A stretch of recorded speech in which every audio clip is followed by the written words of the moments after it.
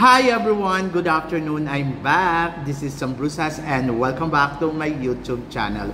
Oh my gosh! This is it guys! Pag-uusapan natin ngayon. Sino nga ba ang napili nating top 10 for the evening gown portrait ng Miss Universe candidates? Yan ang pag-uusapan natin ngayon. But before anything else, hello Philippines and hello beautiful people! Mabuhay! Kamusta kayong lahat? Sana lahat po kayo ay okay at safe ngayong araw na ito. At syempre sa lahat naman ng mga bago nating subscribers dyan, hello po sa inyo lahat. Maraming salamat guys sa pag-subscribe ninyo syempre dito sa channel ko. At syempre sa lahat naman ng makamamasam dyan na laging sumusuporta dito araw-araw, lagi-lagi, maraming salamat guys sa inyo lahat. Syempre, usapang Miss Universe Philippines tayo ngayon. Alam ko lahat kayo ay talagang nag-aabang ng mga eksena ng mga kandidata natin na lumalahok nga dito sa Miss Universe Philippines. At lahat naman sila ay talaga naman masasabi ko kabog. So kahapon nga, ayun nga, inilabas na ang kanilang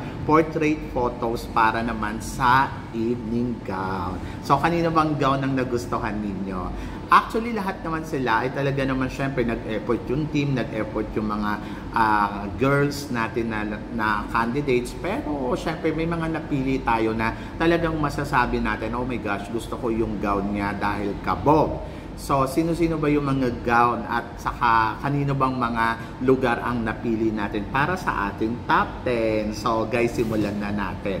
So, ako para sa akin, yung evening gown ni Winwin Marquez, napakaganda. Sobrang gustong-gusto ko yung kanyang evening gown. Kaya lang parang doon kasi sa portrait photos niya, parang nakita ko na parang puro gown na lang yung nakikita ko. Hindi ko na nakita yung si Winwin. Pero syempre tignan natin sa mga iba pang niyang eksena. But for now, isa si Winwin sa mga nagustuhan ko pero hindi siya napasok sa top 10 ko. So eto na ang aking number 10 spot. So para sa akin sa number 10 spot, pasok sa akin sa panlasa ko for the gown, si Naga City. Yes, Naga City. Gusto ko yung gown niya dahil gusto ko yung details. Napakabongga nito. I hope sana madala niya to kung sakaling ito ang susuotin niya sa sa kanyang coronation night or sa kanyang preliminary competition. Maganda yung gown, maganda yung details ng gown. Lalo na pag ito ay natamaan ng ilaw ay mas bobongga pa to. Pero depende sa kay Miss Naga kung paano niya dadalhin to. But for me, dahil nakita ko naman sa photos niya, tama ang posing, tama yung tingin sa camera, ang ganda ng tindig niya. So parang feeling ko, isa siya sa mga gusto ko dahil winner. So yan, Naga City for number 10 spot. And then, para naman sa number 9 spot, pasok sa listahan ko si Malay Aklan. Yes, si Taylor Marie de Luna. To be honest, ang ganda ng niya dito, eksena. Gusto ko yung gown. Gusto ko yung pagkahiwa ng gown niya. Slit, di ba kung tawagin doon sa may baba. Tapos, gusto ko yung color. Gusto ko yung details. At bumagay sa kanya. So, sabi ko nga, kahit hindi naman ganun kabongga yung gown, pero kung magaling ang kandidatang magdala, ay winner pa din yan. So, ayun. So, ang ganda din ng ayos niya dito. Tama yung makeup, tama yung ayos ng buhok. Kaya para sa akin, number 8 spot talaga, Miss Malay Aklan. Isa siya sa mga nagustuhan ko. And then, sumunod ay si Miss Los Baños Laguna para naman sa number 7 spot. Si Los Baños, to be honest, gusto ko ang kanyang gown. Maganda ang pagkadetalye ng gown niya at bumagay sa kanya. Sobrang dalang-dala niya yung gown na to. Parang feeling ko ang gaan niyang tignan. Kahit parang mabigat yung gown. Tapos yung makeup niya, winner. Kaya sa akin, pasok na pasok sa listahan ko si Los Baños Laguna para sa number 7 spot. Number 6 spots naman natin, another Laguna candidate. Siyempre, ito nga ay si Sinuluan Laguna na si Yana Marie Aduana. Maraming may ayaw sa gown ni Yana, pero para sa akin, in fairness ang ganda ng gown ni Yana. At tapos, ang ganda ng kuha niya, nadala naman niya ng bonggang-bongga. Pero hindi ko lang alam kapag nilakad niya na to kung gaano ba to kabongga. Pero feeling ko naman si Liana kasi magaling umeksena. Hindi naman siya siguro magsusuot ng hindi bagay sa kanya. So, isa siya sa mga gusto kong gown. Pero para sa akin, is number 6 spot. Para naman sa number 5 spot ko, syempre pasok si Miss Davao. Gusto ko yung kulay ng gown, bumagay sa skin tone niya. Tapos I think maganda to kapag kinover niya sa katawan niya yung tapos bigla niyang i-open, pasabog ang detalye ng gown. I think ang bongga. So, isa siya sa mga favorite ko. Plus, parang bumagay sa itsura niya yung gown. Alam mo, bihira ako magkagusto sa color gray na gown, pero itong gown niya ay talagang masasabi ko, wow, ang bongga, ang ganda. So, number 5 ko siya. Number 4 ko naman, syempre, si, tawag dito, Roblon. Yes, si Roblon. In fairness naman kay Roblon, ang ganda ng ayos ng buhok, ang ganda ng makeup, ang ganda ng hugis ng katawan. Tapos, panalo yung gown, very long gown. Ang sarap ilakad sa red carpet. I think, kung talagang magaling siya magdala neto, I think winner. Yun. Thank you. So, yun, I think winner. Sobrang gusto ko yung detalye ng gown, gusto ko yung pa-eksena, gusto ko yung pasabog.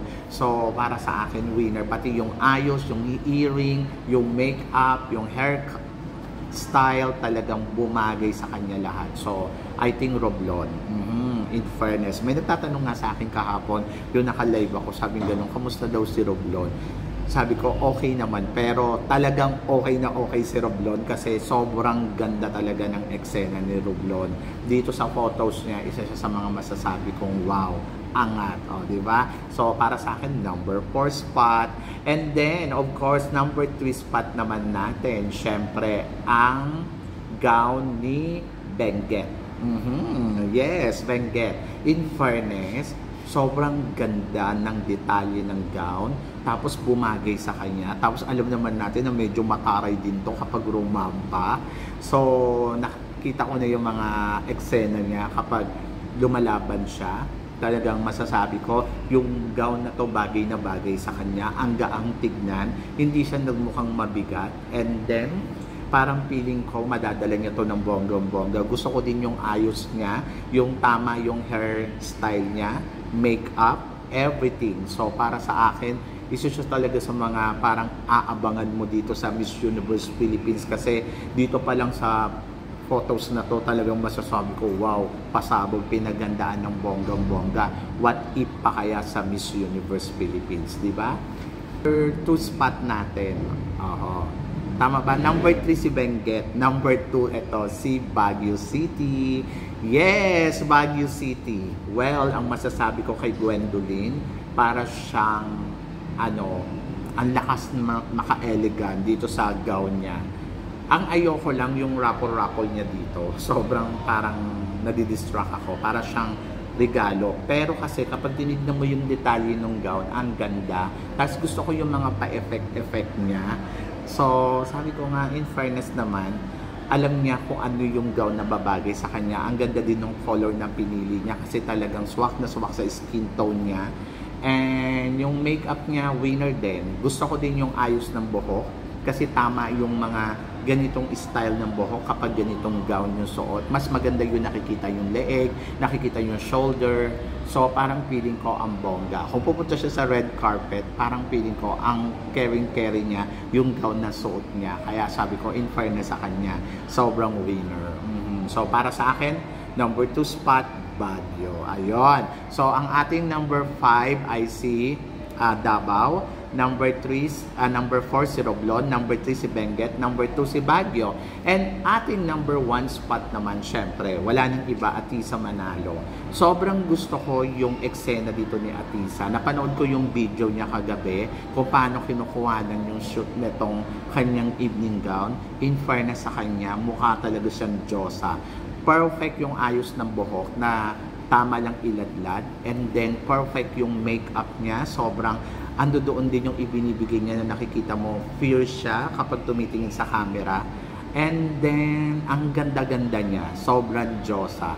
Kung ito yung gagamitin niyang gown for coronation night, I think it's good para sa corona. Pero syempre, alam naman natin si Atisa na mayroon tong piniprepared na pasabog. Pero dito pa lang sa photos niya, masasabi ko, wow, she's Miss Universe. Kung dadalhin mo sa Thailand, tapos ito yung suot niyang gown, parang feeling ko pagkakaguluhan siya kasi sobrang ganda niya talaga. In fairness kay Atisa Manalo, sobrang gustong-gusto ko yung eksena niya at gustong-gusto ko yung nakikita ko sa kanya ngayon. Tama yung lipstick, tama yung makeup, tama yung ayos ng buhok, at tama yung gown na ginamit. And then, makikita mo sa kanya, wow, she is Miss Universe. Sobrang winner ng dating. Sobrang klaro na nakikita ko sa kanya sa eksena niya dito. Malinis ang trabaho. Hindi palong-palo, hindi eksenang-eksena, kundi nandoon lang sa part na tama lang yung ipinapakita niya. Kaya sa akin, siya yung number 1 ko. And then dun sa photos talaga, sabi ko nga dapat kasi sa evening gown talaga maliwanag talaga dapat yung mukha ng kandidata, makikita yung tawag dito, yung kinang, at yun yung nakita ko sa kanya. Kung ikukumpara mo yung photoshoot ni Atisa nung nakaraan saka yung ngayon, mas gusto ko yung ngayon kasi mas nakita ko na sa kanya yung fierce, nakita ko sa kanya na ang binibigay niyang galawan ay very Miss Universe, di ba? So yun, so nakaka-excite. But tignan natin kung sino nga ba ang papalo ng bonggang-bongga sa mga kandidatang to, at tingnan natin kung yung mga nabanggit natin ay sila nga ba ang makakaariba sa dulo ng kompetisyon. Siyempre magbabago pa yan.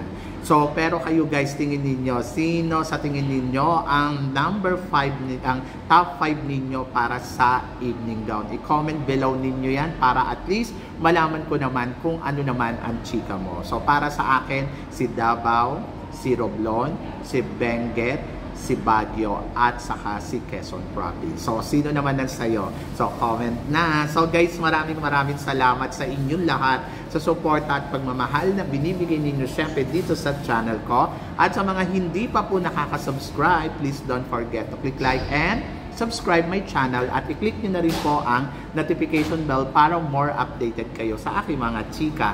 Sabi nga ganon, always keep smiling and always think positive. Guys, walang imposible guys. Magtiwala lang tayo sa itaas. Kaya guys, hanggang dito na lang. Hanggang sa muli nating chikahan. See you tomorrow. Thank you guys.